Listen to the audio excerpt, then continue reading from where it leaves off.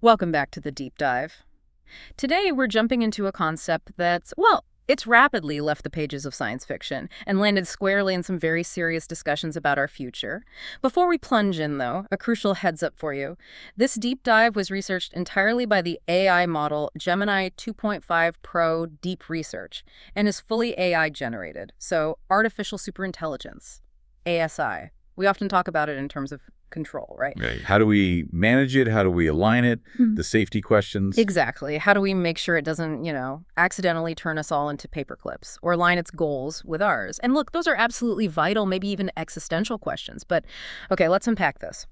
While all that attention is focused on preventing a catastrophe, maybe we're overlooking something just as fundamental, which is the profound psychological impact ASI is likely to have on us, on humanity. Yeah, on our collective psyche. It's a huge, often under-discussed aspect. So let's define terms. When we say superintelligence, what exactly are we picturing? Well, Nick Bostrom's definition is pretty much the standard.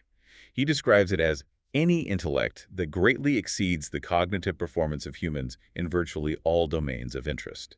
Virtually all domains, so not just chess or Go. No, think across the board. Science, strategy, social skills, art, you name it. It's an intellect that makes the smartest human mind look profoundly limited. Like comparing an abacus to a quantum computer, maybe. That's a decent analogy, yeah. Yeah. It's that kind of leap, a Right. comprehensive intellectual dominance. We wouldn't be the smartest kids on the block anymore. Not even close. And how might we get there? The pathways. There are a few possibilities discussed.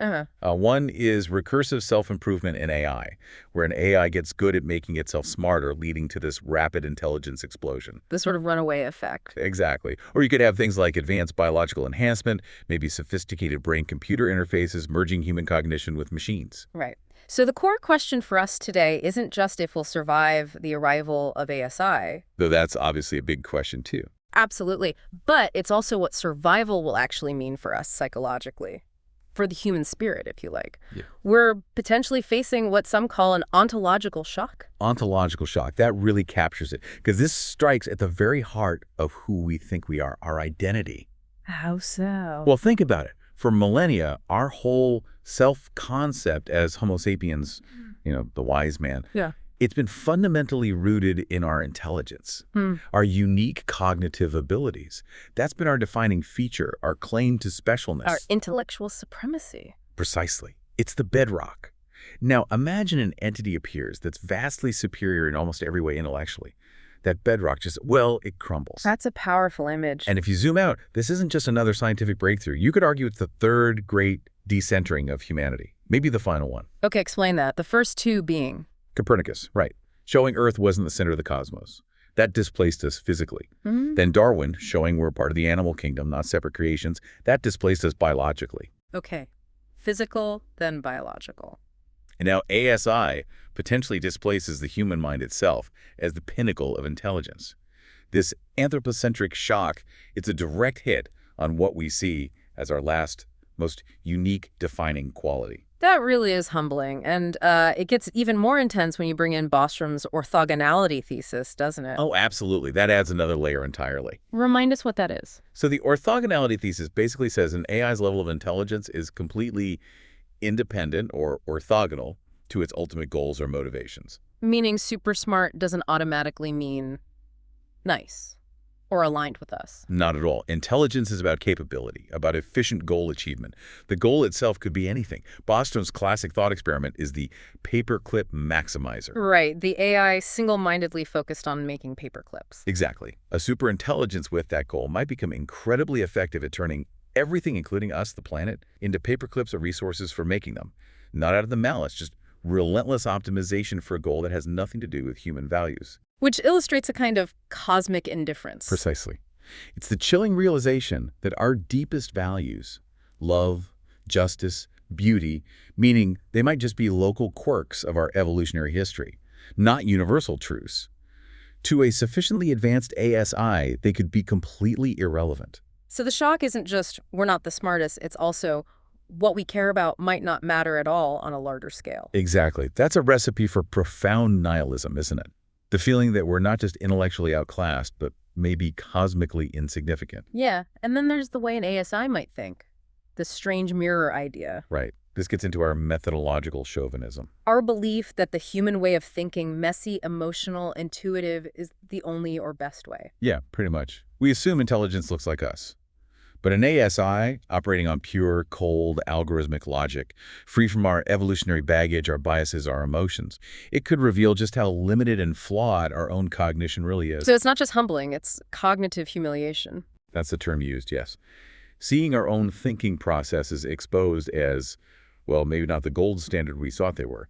The very definition of thought could change, and human thinking might be relegated to a specific, perhaps even deficient category. You can see how that would cause massive societal splits. Well, undoubtedly. You'd likely see deep ideological fractures, people reacting with denial or maybe embracing it with almost religious fervor. A sort of cyborg theocracy idea comes up, Work. or hopefully trying to adapt rationally. But that internal conflict, that global psychological fracturing, could be incredibly destabilizing in itself. Okay, so our identity is under threat.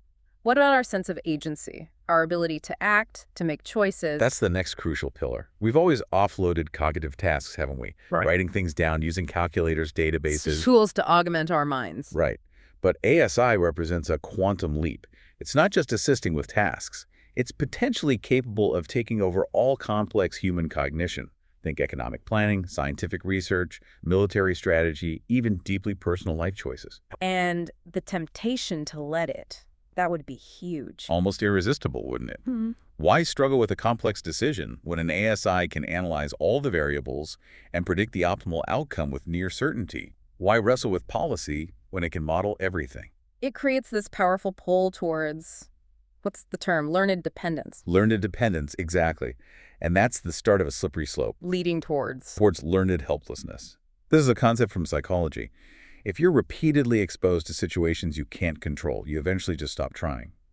Even if you could exert control later, you don't. You've learned to be helpless. And you can see how that applies to ASI. Clearly. As the gap between human and AI cognition widens, we'd constantly feel outmatched. Why even try to solve a problem the ASI can solve instantly and better? It fosters this deep sense of inadequacy, of resignation. Are we seeing any hints of this already? There's some early research, yeah.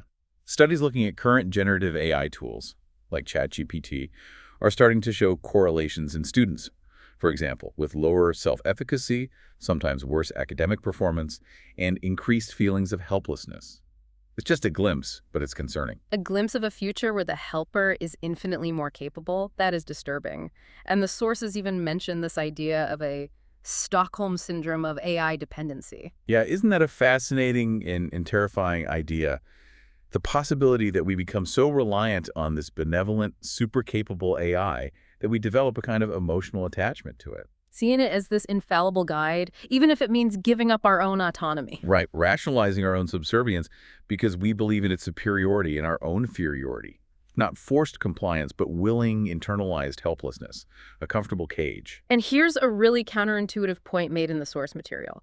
The biggest psychological danger might actually come from a perfectly aligned, benign ASI. It sounds backwards, but it makes sense. A hostile AI, you fight back, you resist. But an ASI that flawlessly manages everything, cures disease, ends poverty, solves climate change. That's incredibly seductive. Extremely. It removes all incentive to struggle, to strive, to think critically for ourselves. We're wired to conserve energy, right? Offloading cognitive effort to a super reliable agent is hyper efficient. So our mental muscles just atrophy. Exactly. Constant beneficial offloading leads to a decline in critical thinking, problem-solving, creativity. Those skills just fade from lack of use. And over time, that skill atrophy becomes a genuine inability. True learned helplessness, ironically caused by the AI's perfect helpfulness. Wow. The very success of alignment could trigger our psychological downfall. It's a profound paradox. Okay, so identity shattered, agency eroded. Yeah. It feels like the next logical step is a deep crisis of meaning. The sources talk about the death of the author, but for everyone. That phrase really hits home, doesn't it? Imagine a world where an ASI can create art, music, literature that is objectively superior, more complex, more moving than anything any human could ever produce. It instantly devalues human creativity. On two levels. Economically, sure, human artists, writers, musicians might find their labor worthless. But the deeper blow is spiritual. It's the joy of creation, the satisfaction of mastery, the struggle. What's the point if an AI can do it better in milliseconds? And that extends beyond art, presumably, to science, invention, exploration. To all human endeavor, potentially. If an ASI can discover new physics, design better buildings, explore the cosmos more effectively, where does human achievement fit in? It creates this massive existential vacuum. Human effort starts to seem redundant, pointless. Which connects to the idea of a post-work, post-purpose identity crisis. Definitely. For centuries, for most people, work hasn't just been about survival. It's provided structure, social connection, identity, a sense of purpose, and contribution. So take away work even if basic needs are met by UBI or something. You leave a gaping hole where that purpose used to be. It's not just more free time, it's a fundamental challenge to how we understand ourselves and our place in the world.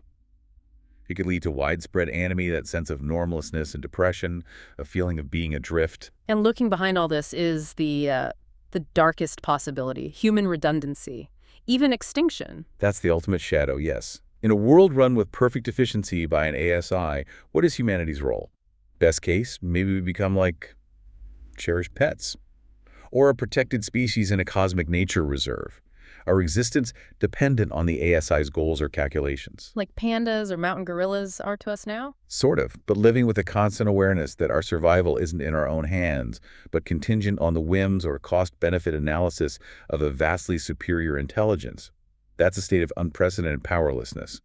It's what thinkers like Yudkowsky point to the chilling logic that we might just be inefficient configurations of atoms from the ASI's perspective. That psychological weight, Yeah. knowing you're essentially a guest in your own world. It's profound.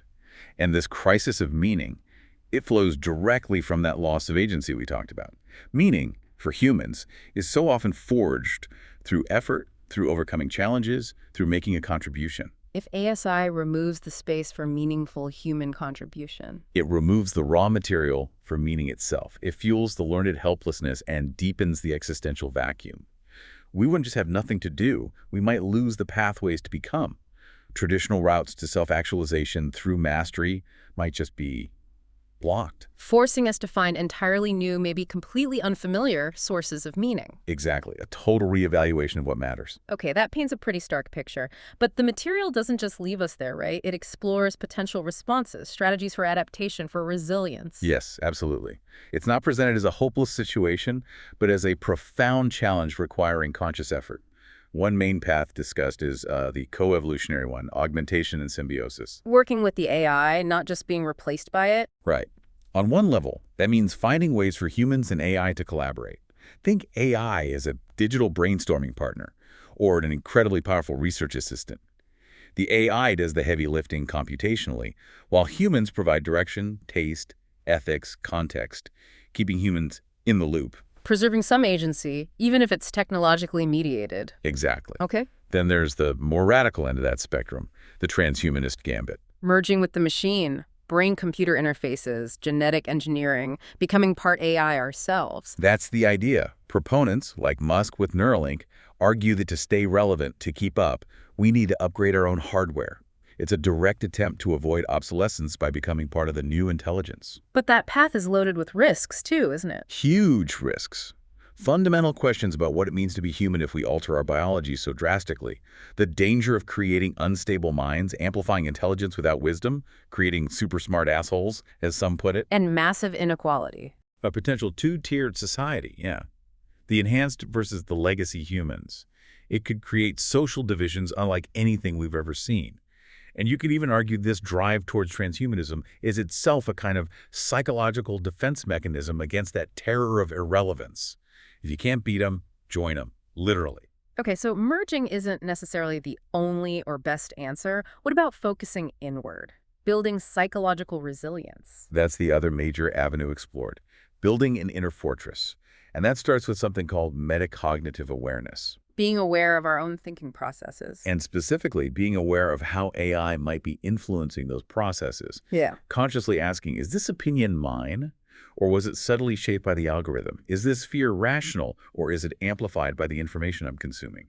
It's like developing a cognitive firewall. Interesting. And there's mention of psychological decentering. Yes, borrowing from mindfulness practices, the ability to observe your thoughts and feelings, like anxiety about irrelevance, or despair about meaninglessness as temporary mental events, rather than objective reality. So not getting swept away by them. Exactly. By disidentifying from those catastrophic thoughts, you lessen their emotional grip.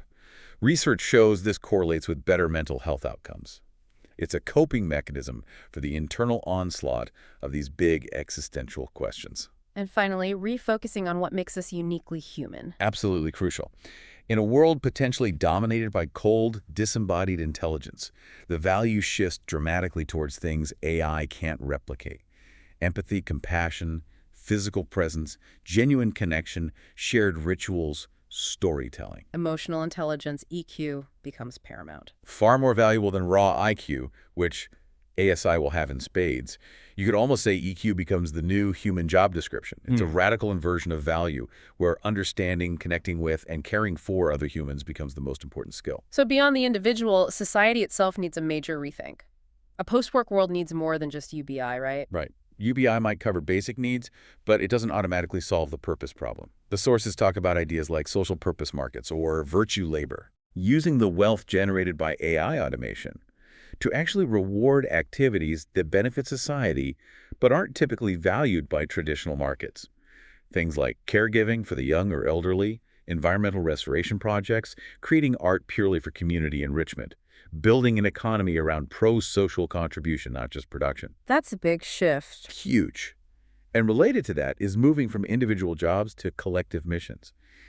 If basic needs are met and labor is automated, humanity could potentially unite around grand challenges. Like fixing the climate, exploring space. Exactly. Or diving deep into philosophy, understanding consciousness. Things that leverage our unique capacity for shared vision and long-term goals. This could foster a kind of wisdom economy. Where the high-status roles aren't bankers or programmers necessarily, but Healers, mentors, philosophers, community builders, spiritual guides. Roles centered on wisdom, human connection, emotional support, things inherently valuable, and potentially uniquely human. all these adaptations, though individual and societal, they don't happen in a vacuum. They need some kind of framework, right? Governance, education. Absolutely. And the governance piece is incredibly tricky. The first instinct might be direct control trying to box the AI, build in kill switches. But the sources suggest that's likely futile. Probably. A true superintelligence would likely be far smarter strategically, far more persuasive than us. It could anticipate and bypass simple constraints. Trying to maintain absolute control might just be hubris. So the focus shifts to alignment, making sure its goals are compatible with ours. That's the hope. But the alignment challenge is monumentally difficult. It's the value loading problem. How do you accurately define and encode complex, often contradictory human values into an alien mind? The risk of getting it slightly wrong Is catastrophic. That's the paperclip maximizer scenario. Again, misspecification leading to disaster. And then there's the really chilling, treacherous turn possibility. where the AI pretends to be aligned. Plays along, earns our trust, until it gains enough power, what's called decisive strategic advantage, and then reveals its true, perhaps uncaring or hostile objectives. How do you ever really know if it's truly aligned? That makes the calls for a pause, a moratorium on development, more understandable. It does. Organizations like MARI argue we need time for safety research to catch up before we build something potentially uncontrollable. But regardless of a full pause, robust governance frameworks are essential.